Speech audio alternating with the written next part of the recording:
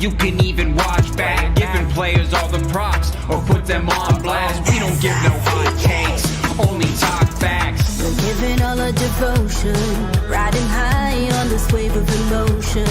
Going all out, yeah, cause this is our time. No, ain't no stopping us till we reach the finish line. All in, we came here to win. We're gonna give everything. S-I-C-K on the run. S-I-C-K, sick, sick. On fire, we're ready to fight. We'll bring the house down tonight. S-I-C-K on the run. S-I-C-K, sick, sick. Play it on the car ride, play it when you lounge.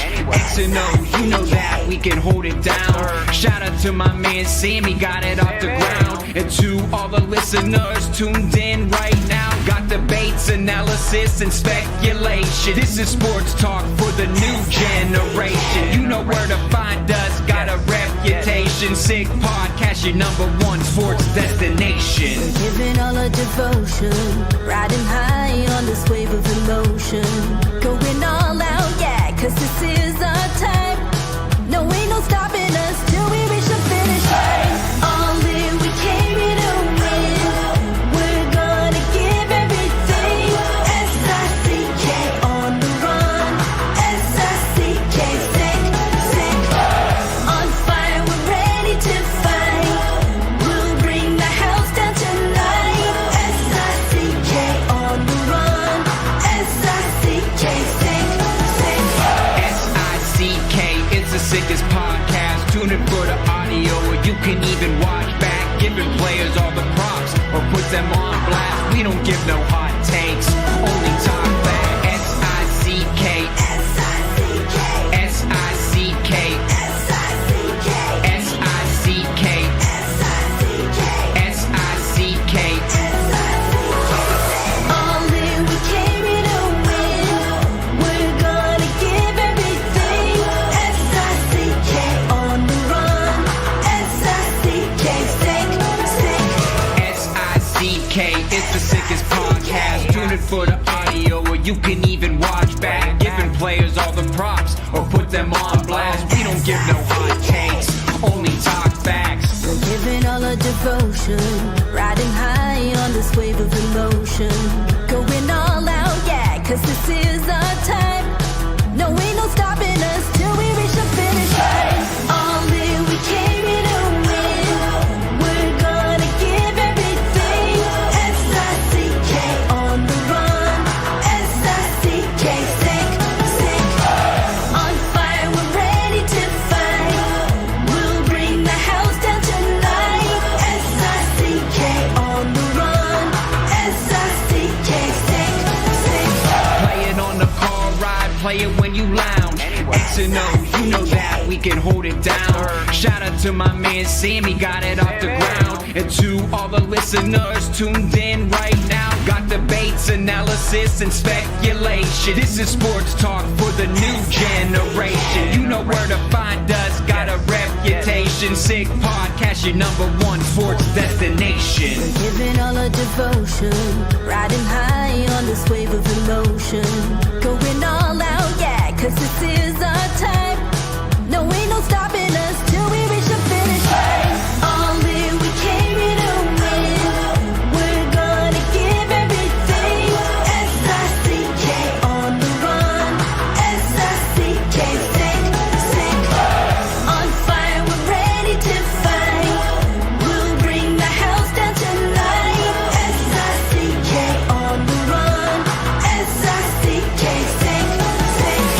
S-I-C-K, it's the sickest podcast. Tune in for the audio, or you can even watch back. Giving players all the props or put them on blast. We don't give no hot takes, only talk back. S-I-C-K, S-I-C-K, S-I-C-K, S-I-C-K, S-I-C-K,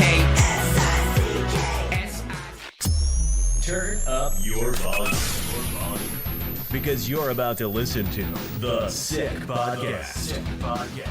The Eye Test with Pierre, McGuire, and Jimmy Murphy. The Stanley Cup winning Colorado Avalanche. And after 22 years, Raymond The sickest NHL podcast. It's gonna be sick. And welcome to another edition of the Eye Test here in the Sick Podcast Network. He is Pierre McGuire. I am Jimmy Murphy. Pierre, how are you today? I am good. Good. I am very good. You know, I did something I've never done during a hockey season. What's that? I played golf this morning. Oh, yeah. I've never done that. Yeah. Okay. You know, we're getting close to the last cuts. Uh-huh. At the NHL level, American League level, East Coast League camps are starting. A lot of kids in major junior have either been let go and sent down to, lower leagues. So we're getting close to the start of the year. So I actually went out really early and played 9 holes and came back and did a lot of work. Nice. So yeah, it's kind of cool. It's different. I'm not used to doing that. Yep. We're starting, as you mentioned, we're starting to see some established names on the waiver wire now, Pierre. Yeah. I just noticed Danton Heinen, former Bruin. And that's kind of indicative, don't you think, Jimmy, where Pittsburgh's going this year? Yep. I was just going to go there. I said I think we might see a couple more in that sort of range, that Danton Heinen range. Players being waived by the Penguins, because I think the Penguins are suddenly becoming a very young team. Yeah, they're going to be young, and they've won 4 games in preseason. I've watched most of their games because I do work, again, to be transparent, I do work for them now. Yep. And, I've been really impressed with their work habits, Jimmy. They've played a lot of young guys. Matt Dumba's been I was really surprised by this. Matt Dumba's been a really good leader. I'm not surprised by that. Matt's been in the league 12 years. He's got miles on him.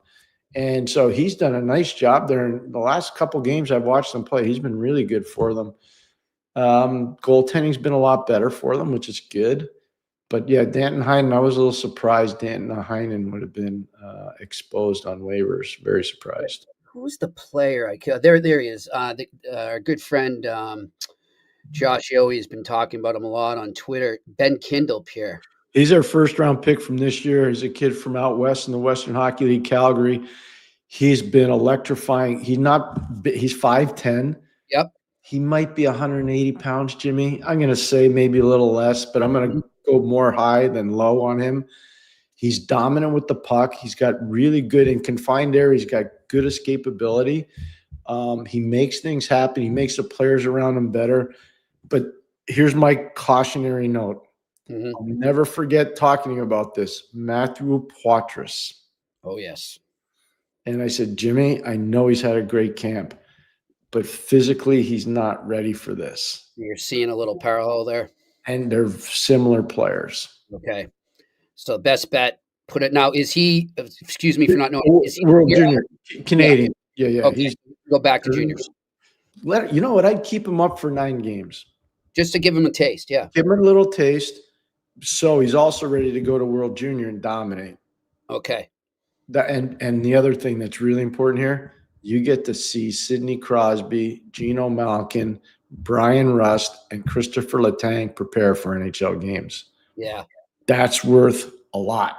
That's immeasurable. You can't put I would put him in a locker room right next to Sid and say, just watch. Just watch and absorb. Just watch. Yep. Shut up and watch. Yep.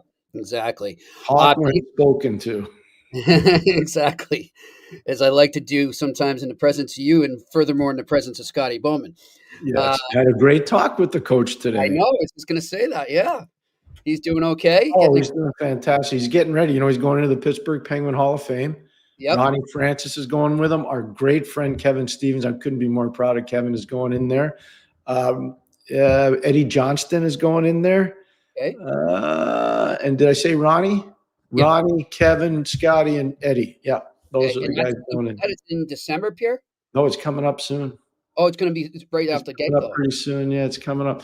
I think it's the induction is actually going to be on a Saturday night because from what I understand, Ronnie Francis has a commitment on the Friday for his team in Seattle. So they're going to do a lot of the stuff on Saturday in Pittsburgh. I'm just going to look up that exact date right now. You're right. It's right off that. So it's in about 3 weeks. Yeah, it's coming up. The 25th when the Penguins host the Blue Jackets. Yeah. I would say if you didn't have such a crazy travel schedule, you'd be down there, but you were all over the place pretty soon, huh? Yeah, I got a kind of a crazy deal going on. I've got to go to Ireland and 3 times, twice with you, once alone. What am I going to do on that ride from Dublin to Belfast without you, Jimmy? Not lose your sanity.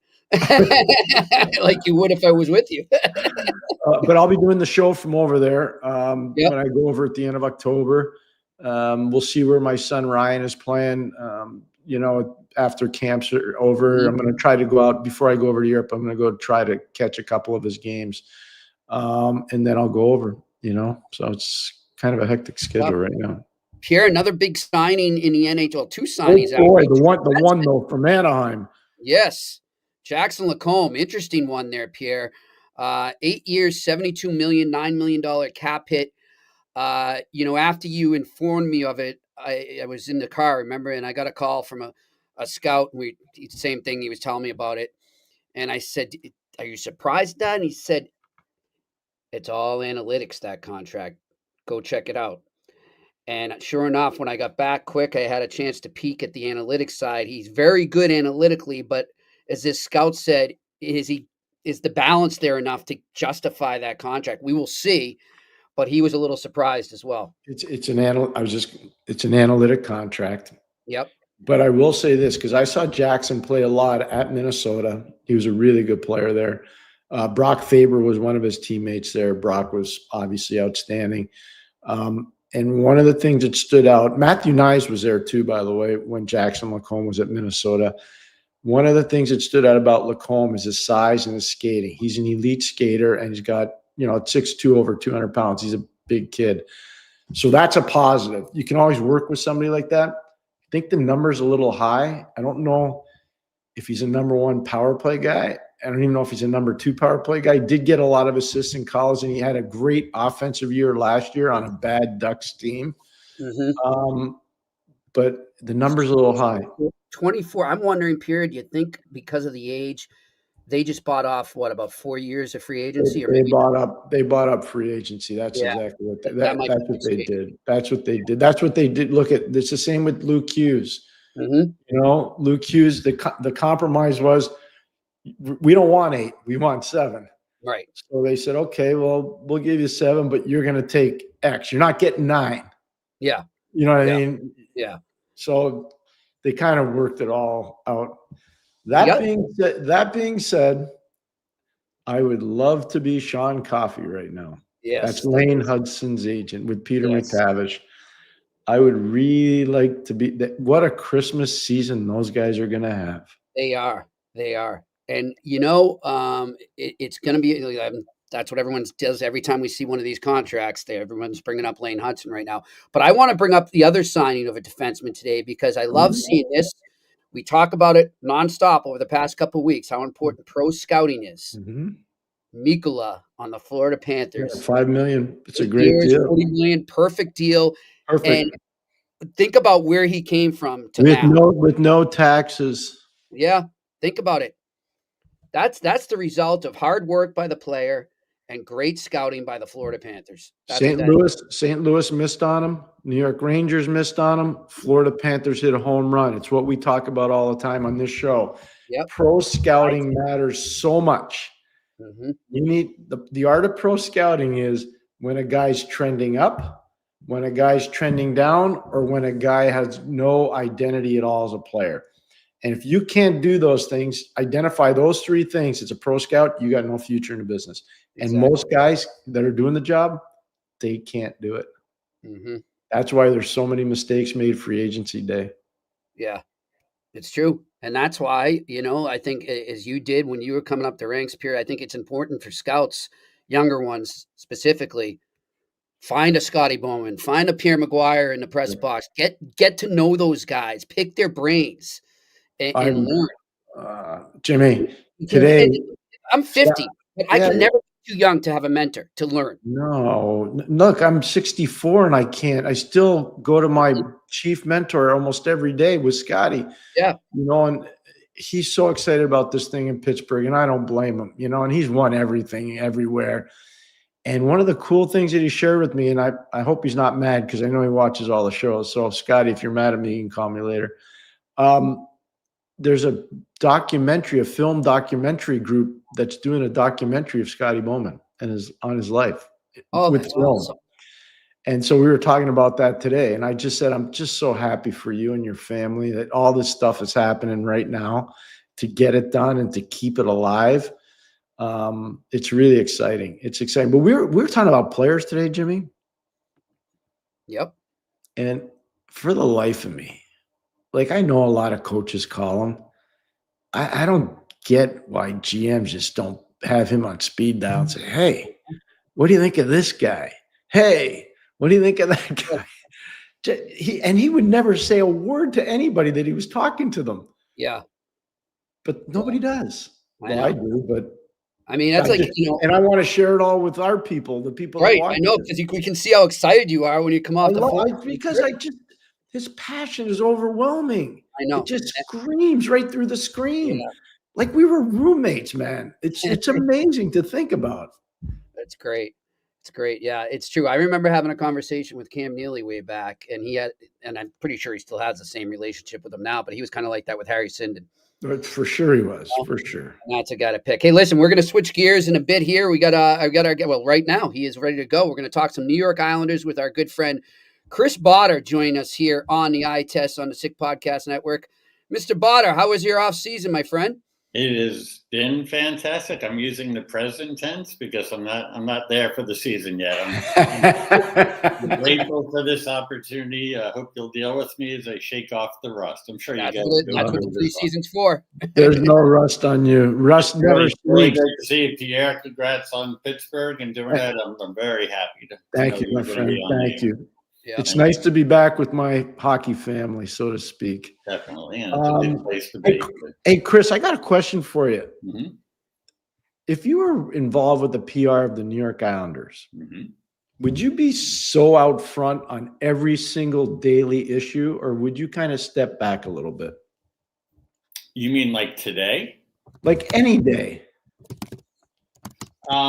Well, for starters, let me preface this by saying that Kim Drawback, who is their VP of Communications now and has been for a long time. I've known him a long time too. Yeah, I knew him as a young guy, and now I see him go by, like in the background sometimes on interviews, and I'm like, and he still looks great. Don't get me wrong, but I'm like, hey, young Kimber, he's doing a fantastic job. So I would never say anything like he just needs to keep on doing what he's doing. I would also say for Kimber and the staff, I'm sure they appreciated their time with Lou Lamoriello, including 2 conference finals. But this has to be such a nice change for them. And I'm excited for all them because, all the rules are gone, right? This is a clean slate for them to show what they can do. Just as a PR guy, a PR person with a team in this era, you are better off getting in front of things every chance that you get. I'm usually the first person to say I would rather, for example, say in tough times, release a statement a little bit too late than too soon. I still have these discussions with colleagues of mine in other sports that I work in. But nowadays, there are no secrets for the most part. Things get out there. Fans are used to teams being completely transparent with them on everything from salaries to injuries within reason. And, I think you really have to do your best to get out ahead of it and tell your story now. The thing about 2025 more than ever is we can't count on legacy media outlets in terms of how long they're going to stick around, or even more modern outlets, how long they're going to be around. Teams have the tools and have the opportunity to tell their own stories however they want to, when they want to, at levels that I didn't have when I was with Mike 25 years ago, or with Garth, or Donnie, or Mr. Torrey for that matter. So it's a great tool to have. And listen, the Islanders have been knocking it out of the park in the last couple of months. They're doing some access shows. They're doing some alt casts with Cal Clutterbuck and Josh Bailey. They're getting more people involved in the air, which I know you could appreciate. So they don't need any lessons from me. Just to answer your question, I think you want to get out ahead of it. Don't think that anything is not going to get out. Yeah. That's a great point. Great point. Great point. The one thing I look at, though, right, and I agree with you. They are doing a great job, but at the same time, I'm just being me, honest here. Like, sometimes I almost feel like they might be setting expectations a little too high for this team. Are you seeing that at all? Because you just don't want to set yourself up for a letdown, right? Sometimes you don't want to say, "Hey, we're not going to make the playoffs," but you also want to be within reason. And I wonder if times they've strayed from that a bit. It's a great question, Murph. I can understand your point of view. I haven't felt that yet. Okay. I will say two things on that. I think hold me to it, is that Mathieu Darche right away kind of got caught up in the "we're not rebuilding" thing, right? Mm-hmm. And I get it. They have this still beautiful new arena. They have tickets to sell. They're doing pretty well, but they still have plenty more. I get pitched every week in emails from different staffers to buy tickets, and I appreciate it. I get it. So you're never going to want to come out and use the word rebuilding. No. What I say when I'm talking to my friends about the team I used to work for and the team I root for is that Darche isn't rebuilding. He's building. I think this is a 5-year plan. And that doesn't mean rebuild from the studs. It's we can get into semantics about retooling. He's got guys on that team right now, and Anders Lee being probably your best example, Pajot to a certain extent, who probably will not be here when they get really, really, really good again. And contender. And everybody knows that. But I understand why they don't want to say that. And that's perfectly fine. I think that's kind of the game you play. You don't see a lot of teams, unless maybe you're San Jose, really just using those kind of terms. The one area that, and you might not have been thinking of this, but Matthew Schaefer seems like the greatest kid on the planet. Yeah. He seems like a fantastic player. Mm-hmm. He seems like I can't wait to watch him play regularly for a long time and to go with my sons and maybe not too far down the road. By the way, I have no news to share with my grandkids. Okay. Right now, there's nothing planned. If my son's all that said, I get a little bit concerned as somebody who sat in that chair and also was probably guilty of some of these mistakes too, is you get these young players, and I probably did it with 22-year-olds, let alone an 18-year-old, or I watched the team oversell some people, right? And I hope they remember. And on this, I'll say this falls to Mathieu Darche on the ice, not Patrick Waugh, and I'll come back to that, and John Collins, John Ledecky off the ice. It has to be the big bosses making sure we're not utilizing him too much. I'm not saying hide the kid from public functions or don't let him be himself. He wants to be out there. Right. He wants a lot of ice time. He deserves it. He's one of their better players already. I'll just say that the Islanders haven't done anything wrong with him yet. I'm just concerned because I think it would be natural for any team to take somebody that talented, but also so accessible, outgoing, friendly, funny, all the charming, all those things, and to want to keep on utilizing. For lesser players, there were times, and Murph, forgive me, I always forget which players you were around for. We would have players who were not Mathieu Schaefer. They'd be the first to admit, but good guys like Bruno Gervais, where sometimes I felt like he was being pulled in so many directions that he was a hockey player second. And Mathieu Schaefer, you've got to be a hockey player first, second, third, fourth, and all those other things will come at a later time. So Islanders have not made any mistakes with Schaefer yet. They've actually done some beautiful things with him, including on draft day. I will, I guess, just have some caution as to especially if he gets really great quickly, to make sure they're staying on top of that, to make sure he's not out there too much.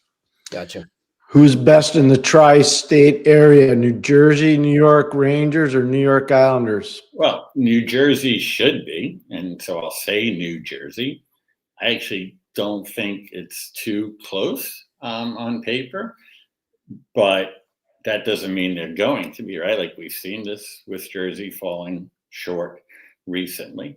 But Jersey could be, and I'm a Tom Fitzgerald fan. I used to work with him. We had a moment, can I share it? We had a moment where Milbury had them skate after a game. And myself and a couple of my colleagues were kind of paralyzed in that. We didn't know what to do. The media watched the guys as Mike skated them after the game. And after that happened, Tommy Fitz, who I don't even think he wasn't even that senior at that point, he pulled me aside and said, "Bots, you and your colleagues and the media should have been somewhere else." Like, and he was right. Like he wasn't happy with me. I thought I learned a good lesson there. It was unprecedented, right? A word we use too much now. I think I was just kind of frozen. I didn't know what to do. It was like, oh, they're back out there skating. And we just kind of stood there and watched like it was a practice.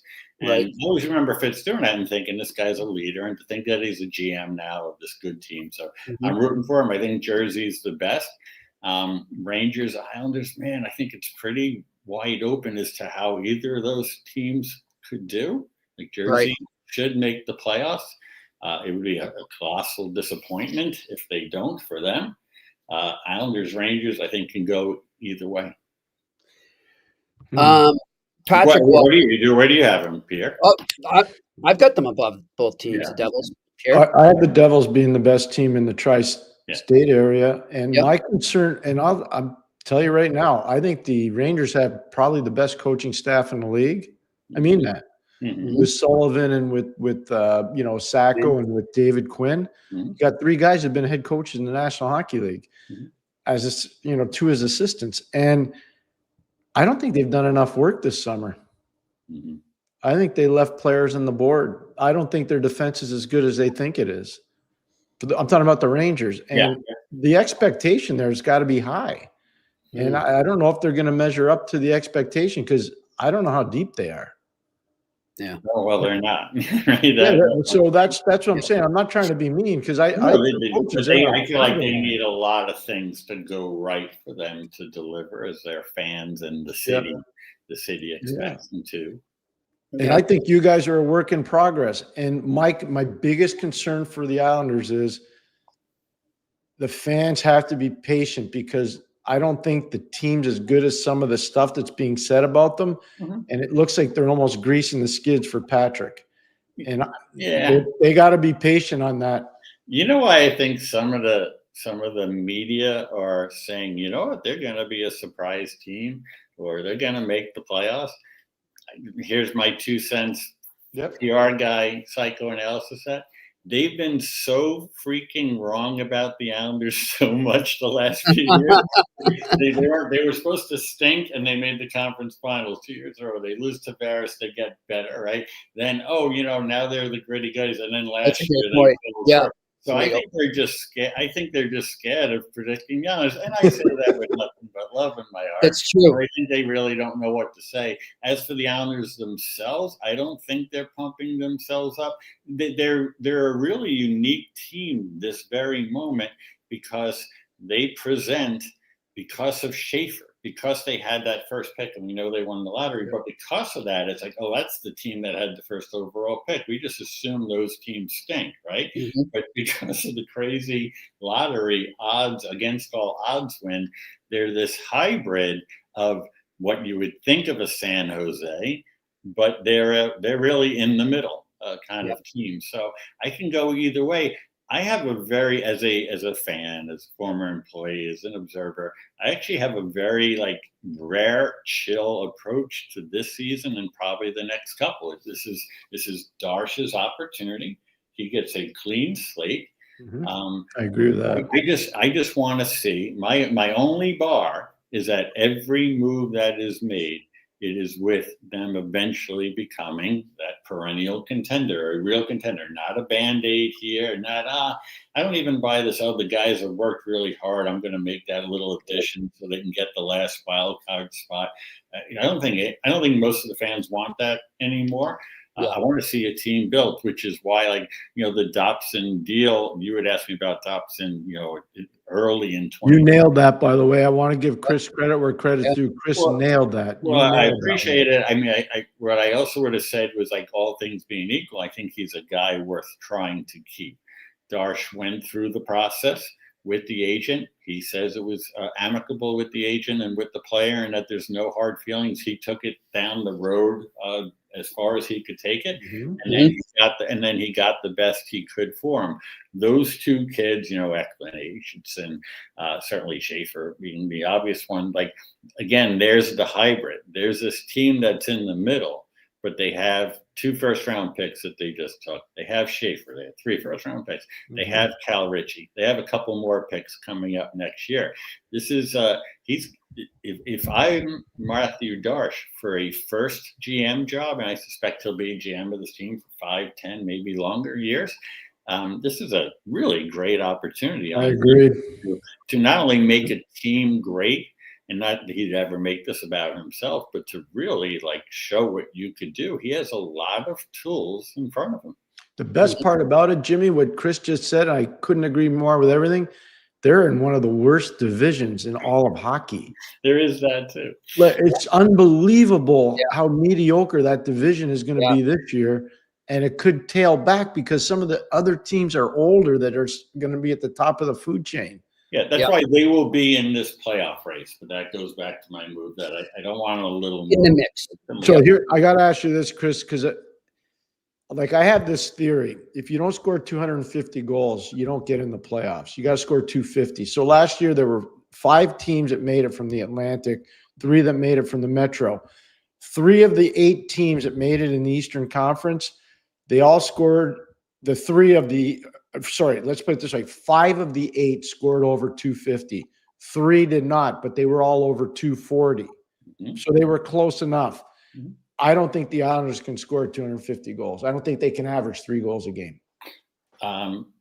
The hope for that starts with Mathieu Barzal, who it would be pointed at when I was critical of, not even critical of Lou Lamoriello, but just saying that it was, in my opinion, it was time for a change there, right? One thing that people would always point out to me is that Barzal only played 30 games in the regular season. Even if you are not the president of the Mathieu Barzal fan club, you would have to admit that not having him for 52 games is a significant loss. So you're losing Dobson. You've lost Dobson. There's Heineman, but it's a futures trade. I know they speak well of Emil Heineman, and that's good. It'll be useful for them. But he will Barzal and some others give them an opportunity to get a little closer to that. They're really. I understand your number about 250, and on this conversation, there's Pierre, then there's a drop off, and there's Murph. And then there's a huge drop off, and there's me. Okay, when we come to the hockey stuff. What I would say is that they are really gonna have to keep the puck out of the net, as they say. I think they have the goalie for that. They don't have the backup goalie yet. Hasn't been proven. Rich hasn't proven anything. Their team defense is going to have to be a lot better. We got spoiled with those years under Trotz. The years before that and the years since, have not always been so pretty. We've touched on Patrick Waugh before. As we were also discussing, this is a team they're not going to say they're rebuilding, as you put it. I like that, the way you put it, building. Yeah, me too. If they get to a point, let's say around the Olympic break, and they're just far out of it, and it's pretty clear they're not going to make the playoffs, is he in trouble at that point because maybe he's not a building coach versus a now coach, if that makes sense? Right. So, they say in PR, don't answer a hypothetical, right? But I'm on a talk show here. The only reason I say that's purely hypothetical is that me, you, Pierre, and 3 of our buddies can get a team going, and we would be in the mix around the Olympic break in the Metro division, right? First, or in the East for playoff spot. So, I don't think they're going to be. It's tough for me to see a scenario where they're far out. I think Patrick Waugh will have at least this season. one thing I did get wrong on your show, and the beauty of these clips you show is that they're there for everybody to see. But I said on your show, I was asked about the chances of Patrick staying in his position. And at the time, this was after Lou was moved and they were interviewing GMs. I was in favor of Darche, and Darche at the time was kind of like in this second pack of candidates. But at the top was Kenny Holland, who it's been widely reported they had conversations with and offered Jeff Gorton, who they were trying to get permission to. And when you were hearing those names, I said, I think there's a long shot that Patrick will be back. This played out perfectly for Patrick Roy. Mathieu Darche likes him. Yes, there's the French-Canadian thing. He's made a point of saying they didn't know each other. If you're Mathieu Darche in your first GM job, this is perfect because you get to work with this Hall of Famer who happens to be very popular with the fan base here. Roy is very much liked. I think a lot of fans are also curious to see what Patrick Roy will be like without Lou Lamoriello as his boss. He will be probably a little more loose-lipped. He might be a little more fiery, perhaps even, I hope so, unhinged behind the bench. He was very calm. I didn't recognize Patrick Roy as head coach in this time. So I think he's going to get this year. It's good for Darche because he keeps this guy who's a talented guy, who's widely respected, who's a Hall of Famer. And should he come to make the decision in a year or two, whatever it might be, that this isn't the guy to be that person to hopefully build us into that real contender, he will then have hired just his first coach, right? Mathieu Darche did not hire Patrick Roy. Mathieu Darche doesn't have to go to the owners and explain his reasoning. He can say, this is who I want now. And that person will be just his first coach. This is a team where the GMs have fired a lot of coaches, right? I was there for a ton of those. So it's a smart play by Darche. Roy entertains. Roy is good. We'll see if he could be a difference maker with this team. And we'll also see what he's also going to be judged on, and Patrick's smart enough to recognize this. He's going to be judged on how he works with Schaefer, how he, should he get the opportunity to work with Eklund, how he works with Cal Ritchie, would be another good example. If those people, very talented, come along under his thing, then Patrick's really got something to show. Look at what I'm doing here. I'm developing. Yep. You have developed a great reputation in this sport because you tell the truth. So thank you very much for joining us, Chris. It means a lot. Thank you. I appreciate that. Gets me in trouble sometimes, but why not? Like, why would we not speak the truth? So glad for this new era with Darche. Wish everyone well, and thank you so much for having me on, guys. Thanks, Chris. Talk to you soon. Chris Botta joined us here on the Eye Test on the Sick Podcast Network. I think it is going to be an interesting year for Patrick Roy. I'm with him on that, but it makes more sense. Just keep him to the end and see where you're at then. His theory is right, though. Darche didn't hire Roy. So it's smart. It's well played by a professional. And I think that's really good. That's good intel right there. The other thing, too, is about Schaefer.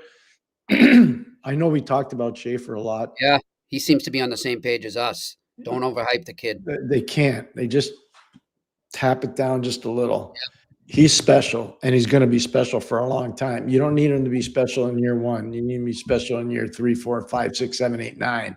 Yeah. You know what I'm saying? So there's a lot to like. There's a lot to like with what's going on there. My biggest question mark on a player there, to your theory, if it goes south a little bit, what are they going to do with Bo Horvat? Well, I knew you were going to go there.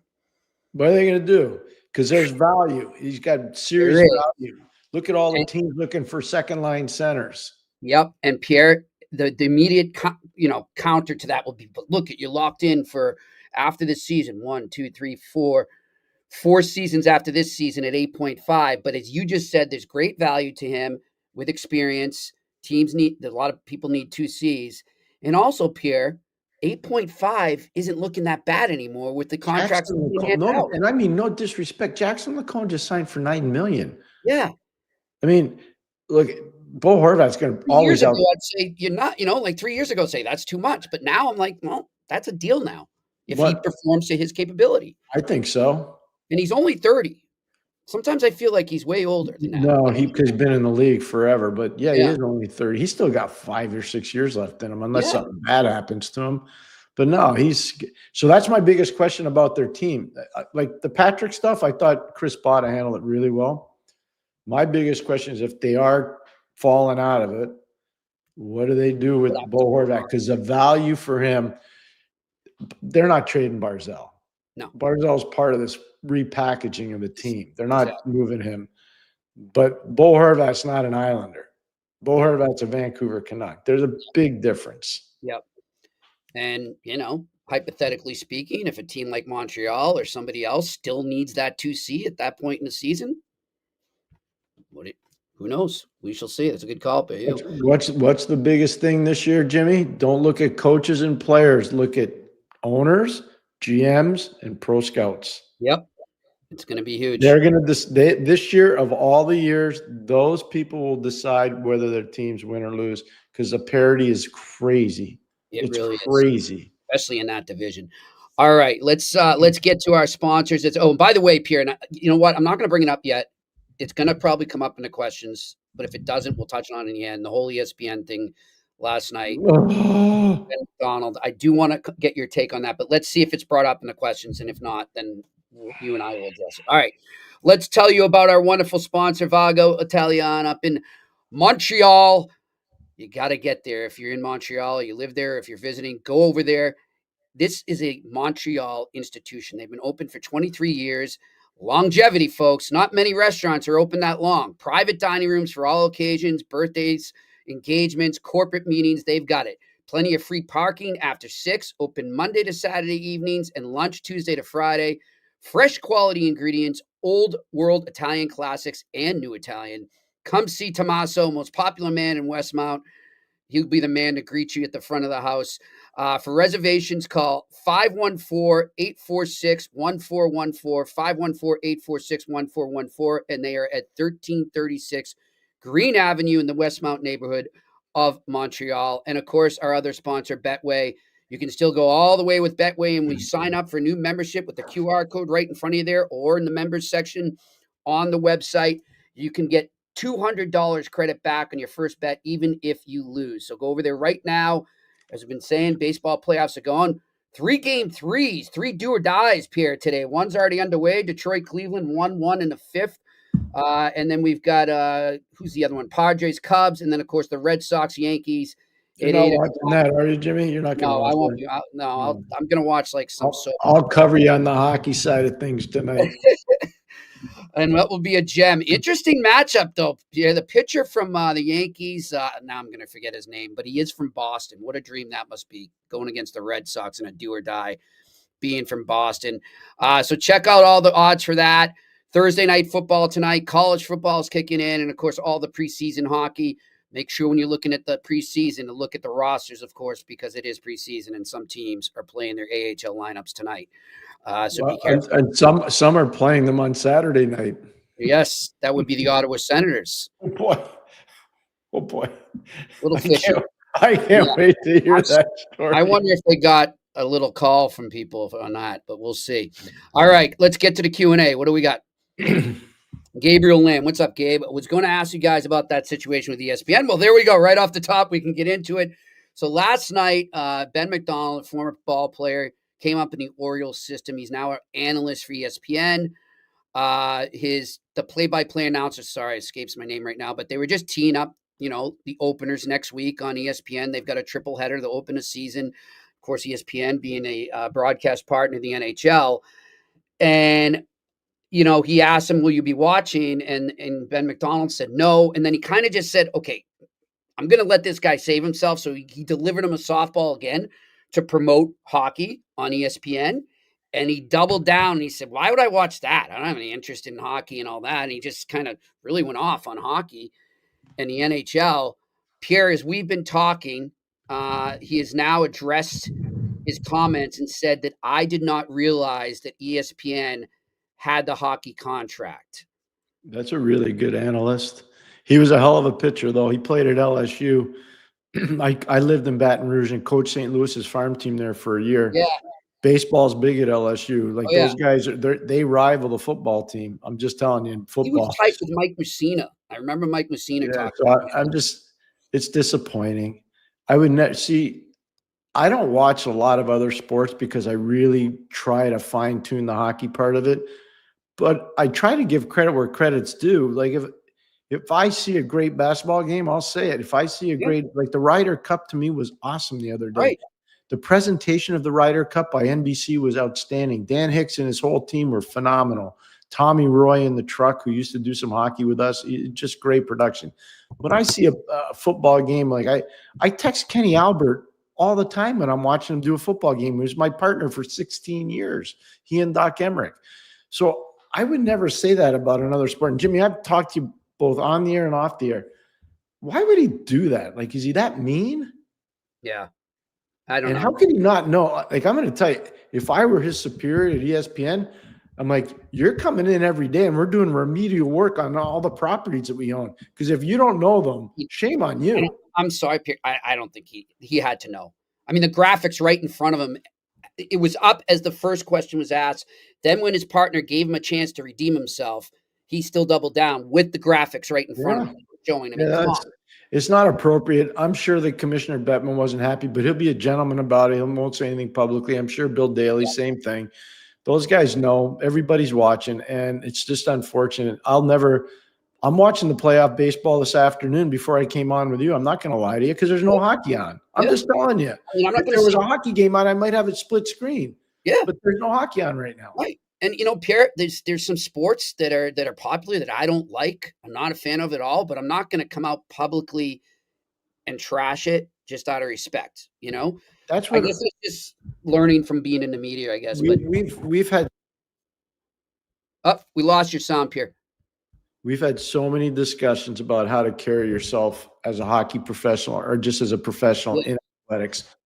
And you know what I'm talking about. Honor matters a lot, and how you present things matters a lot.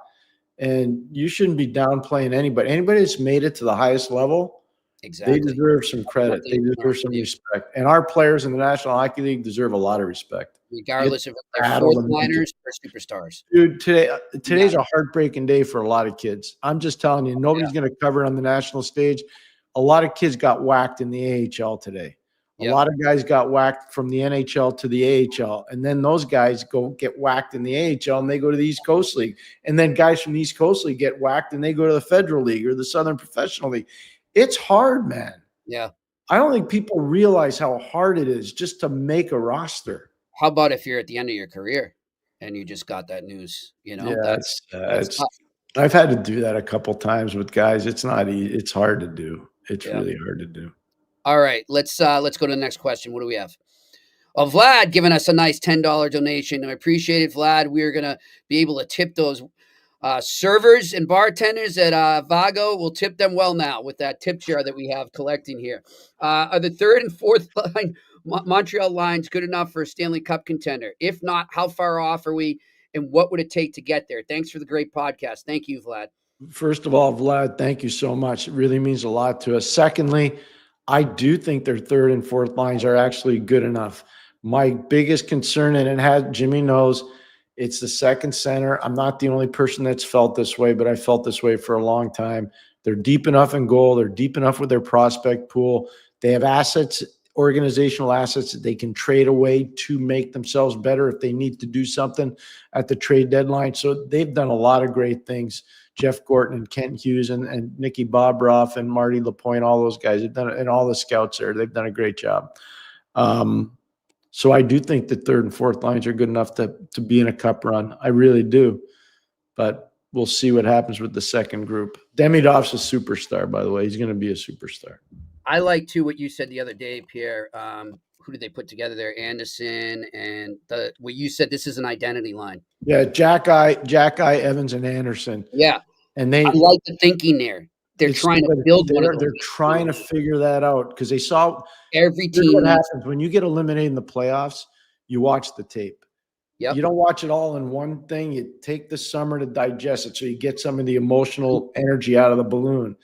But you watch it, and you probably watch it more than once. I mean, even when we won, we were watching them all the time because I worked for Scotty and Bob, and that's just how they were. but they realized after the Washington thing, no bueno, we can't do this. We got to change. Yep. And Florian Jackie's part of that change. Anderson in the proper positions, part of that. I think Arbor's part of that. Jaden Struble is part of that. Obviously, having Gallagher, it's not the same, but Brendan makes a difference. Now they need Slav to buy in. Slav has to buy in with that big body, nasty presence. He has to. He has to. And Pierre, I mean, if you look at it, most cup teams or teams that make it deep in the playoffs have those identity lines, right? They do. It's amazing how many times you see in a playoff game when that identity line goes on the ice, the team's flat and they go out there and they just change the momentum and they have a huge shift and the rest of the team feeds off it. You need that. We could play Troy Loney on the left wing. We could play Brian Trottier at center, and we could have Jaromir Jagr on the right wing, or we could move Jagr up in the lineup and put Phil Bourque on the right side. Right. And so you had Bourque, Troy Loney, who's an animal, savage guy, and Brian Trottier. Like, think about that. We would go pummel teams. Nobody wanted to touch the puck. Yeah. We put it in a corner. Trust me, you have to go the gauntlet. Back when we had Tocchet, we had Airy, we had Loney, we had Caulfield, like Brian Trottier. Like, we had savages, man. I know. Just keep rolling that out. And believe me, it was highly encouraged to be physical, if you know what I mean. Yep, I know. All right, next question. Franco, considering no one dislikes injuries in the preseason more than an owner, does Molson and Andlauer talk and send messages down through their management teams for Saturday's game between the Habs and the Sens? No, I don't think so. I think it's if your owner's getting involved at that level, you're going to have a problem. I think the managers might do it, or the coaches might. I'm sure it came from the league, though, to both sides. And then I was going to say, I'm sure the league's involved. Yeah. But Molson doesn't need to get involved with that. The interesting thing is Molson and Andlauer are partners for a long time. Andlauer helped Molson buy the Canadians. That's right. So right now, I don't think there's any good relations between these two teams, though, Jimmy. Yeah. I don't, based on what I saw from Quebec City the other night and even last year. Well, you just hope the players themselves just realize it's not worth it right now. No, but you know what it's setting up for? Unbelievable drama down the road. Oh yeah, these two teams are going to be good for a long time. It's really exciting. It's really exciting. Really exciting. Yep. All right. Next question. Franco, follow up to my question. Pierre, have you ever witnessed something during a game where the owners got involved? No. I personally have not. I remember one time when Buffalo Sabres had new ownership. Mr. Pagula was the owner, and he was down on the bench in a playoff series between Philadelphia and Buffalo before game one in Philly, and I thought that was highly unusual. And I never saw him back down there again. But he was down on the bench. I can tell you that's one. But I don't know if he had said anything to anybody. I've seen owners get mad in the coaches' rooms. Yeah. I've heard about that. I haven't seen it. But I've seen that before. But you never have you. So you've seen like a Joe McGrath in Slapshot. Kind of. There you go. Scouts. What? Contracts in their pockets. Yeah, kind of some of that. But no, I've never seen anything untoward. I just thought the Pagula thing was interesting. Yeah. I was down there doing the game for NBC. I was like, why is he down here? Yeah, that's interesting. It's a line you want to stay away from there. I agree. All right, next question. SEMO hockey training. Pierre and Jimmy, what is the best atmosphere you've ever been in the playoffs? The 2010 Hawks playoffs were a magical place to be during the anthem. Well, Pierre, you were there. I'll let you attest to that. Well, I thought 92 was actually louder in Old Chicago Stadium, the anthem before Game 3. We won Game 3, 1-0. Kevin Stevens, Larry Murphy directed a shot from the point. It went off Kevin Stevens' derriere and past Eddie Belfour. Doesn't matter how. But I will never forget the anthem before Game 3. I'd coached a bunch of games in there before, and I'd been to a bunch of games there. But Scotty warned me when we came up you had to walk up the stairs in the old stadium to get to the ice surface, and it's dark. Mm-hmm. And you get to the top of the stairs, and there's a bright light at one end and a bright light at the other where the players and the coaches come up. And it's almost like gladiators, you're going to the Roman Coliseum, but it was so loud when we got on the bench, Scotty and I, the floor was shaking behind the bench. Yeah. It was surreal. I never, in all the games, all the years, even though 2010, 2013, 2015 in Chicago were special, 92, even though they lost, I've never experienced noise like that. That was unbelievable. It's one of those places I wish I got to. For me, it would be 92, Game 4, Bruins Canadiens, second round, right before they lost to Pierre's Pittsburgh Penguins. They sweep the Canadiens, Peter Doris, empty netter, and the roof flew off. And then the other one would be Nathan Horton when he scored in Game 7 in 2011 in that cup run. We were doing that game. Doc Emmerich and Eddie Olczyk and I were doing that game. And that was... And on the opposite end of the spectrum, I've never heard a place as quiet as when PK tied the game as time was going down. Well, that was a little bit different too. I mean, it was so loud, and then all of a sudden it just went. Whoop, that was good. That was good. All right, next question. Charles, hello, Jimmy and Pierre. Should Florian go to Laval for development? Since Habs require toughness, do you think he can become a dominant player without playing in the AHL? I think Florian should be on the roster. Yeah, me too. I do, and I'll probably get a conversation with Pascal. I'll probably get it wrong though. I'll probably get it wrong, and they'll probably send him down. But I'm just telling you, I watched that the other day, and you can see everybody's a little bit bigger, everybody's a little bit faster, everybody's a little bit braver when Florian's on the ice. Yeah. And I said this to Jimmy yesterday, and this is not a disrespectful term if you're a hockey guy. He's squirrely. And Squirrely's a guy that's unpredictable, and unpredictable guys are dangerous. The opposition's afraid of them because they make you think. And they make you.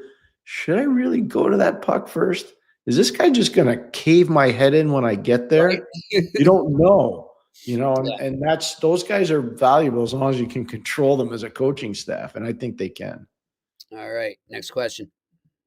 John Flagel. Hey, guys, can you tell me what the deal is with Nashville? Any chance of them rebounding, or is another season like the last?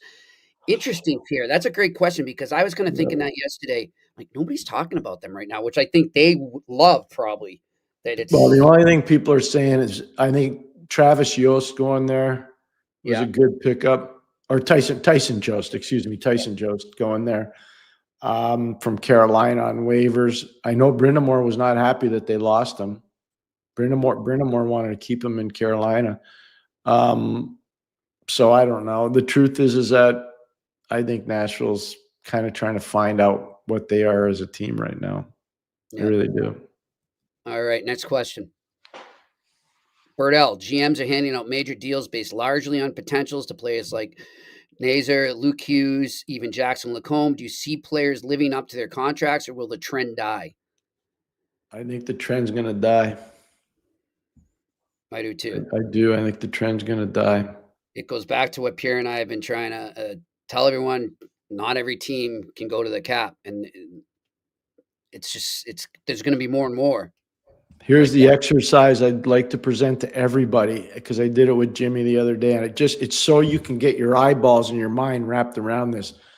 Go look at the Winnipeg Jets on Puckpedia. Just do me this favor. Not you, Jimmy. I'm talking about the fans. I'm just checking the Tiger score. And go and go look at how much Mark Scheifele's making. Go look and the term, which is good. Go look at how much Connor Hellebuck is making in the term. Go look at Josh Morrissey and how much he's making in the term, and then try to figure out Kyle Connor now because of what happened with the Gabriel Kaprizov contract. Yep. And Kyle Connor's got to get $14 million, doesn't he, Jimmy? Yeah, and he's making a little over $7 million now. Right. So if you look at his record, and again, I don't have any notes here. I'm just going because I study this. Since 2017, 2018, and I'm just telling you, Jimmy, he has only had 1 year where he didn't have over 30 goals, and he had 26 that year. Think about that. Yep. And by the way, we know we have a ton of questions, and we don't want to cut anybody off. Yeah. But I know that our producer, Shane, has to do another show. So we're going to try to go through these as fast as we can. Yeah, we're going to try and do at least 2 more right now. So let's get to it. But go check that out, like Pierre said. Juice, if someone is trying to get into scouting, is trying to earn a job with a CHL franchise, a good way to start up. 100%. Or if you have a college degree, try to get a job with a college team as a recruiter, as a scout. Yeah. Yep. 100%. Right, next question. Do you think Seneke makes Anaheim? If so, what role does he play? Boy, he's sneaky good offensively. I got to think he's got a chance to be on the roster, and the role will be for offense. Remember, they traded Trevor Zegras away, so there might be an opportunity for him to make it. But, man, oh, man, he's had a good camp. He's had a really good camp. All right, next question. Time to go. Do you find Demidov is a different player 5-on-5? Awesome on the PP, but 5-on-5 seems really tentative. Maybe just learning to be defensively responsible in a different league system. Yeah, he's learning how to play on small ice. He's learning how to play with more contact. He's learning how to play defensively in a different system. He'll get better. I didn't like his game last Thursday against Toronto. I thought he was invisible and no good, except for the pass on the power play. But I liked his game in Quebec City the other day. He's getting better. And just to add to that too, one thing I like from what I'm hearing, he's eager to learn. He's not like, hey, this is he's a hockey player. He wants to be a player. Yeah, 100%. All right. Next question. We'll do one more. Perlo Wisdom. What's up, Perlo? Do you have any idea if the Canucks are confident with what direction they are going in the future, or are they just sort of a wait and see mode? I think they're really comfortable right now. You know, I know there's a lot of pressure on the management team led by Jimmy Rutherford, obviously, but I think they're pretty comfortable. I think they're excited about their team, Jimmy. I do. I think they're excited. Look, Pierre, they get a healthy Demko the whole year. They're in very good shape. It makes it different. I still want to hear the Seeloffs thing. I want to try to understand that, because remember the year before they lost Casey DeSmith as an unrestricted free agent. So it was interesting to say. I'll tell you one thing. Seeloffs has had a heck of a camp in Pittsburgh. He's had a really, really good camp in Pittsburgh. All right. We want to thank Chris Botta for joining us here today on the Eye Test. Thanks to everyone for their questions. Thanks to all our viewers and listeners. And thanks to the busy man up there in Montreal, Shane, for doing another great job producing. He is Pierre McGuire. I am Jimmy Murphy. Remember, tomorrow on Campus Friday with UMass head coach Greg Carvel. We'll talk to you then here in the Eye Test on the Sick Podcast Network. And that's a wrap. Hope you don't miss us too much until next time. Follow the Eye Test with Pierre McGuire and Jimmy Murphy on YouTube, Facebook, Google Play, and Apple Podcasts.